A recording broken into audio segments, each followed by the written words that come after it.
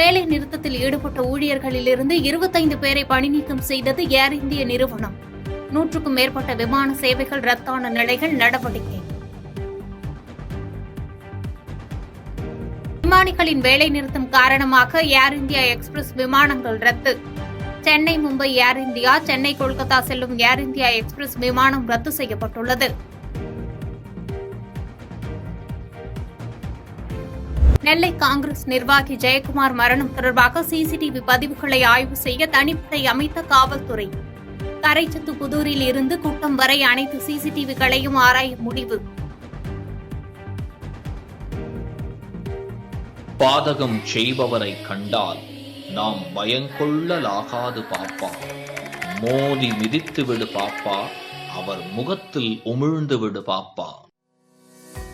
அண்மை செய்திகளை உடனுக்குடன் தெரிந்து கொள்ள இணைந்திருங்கள் இயம்நாடு.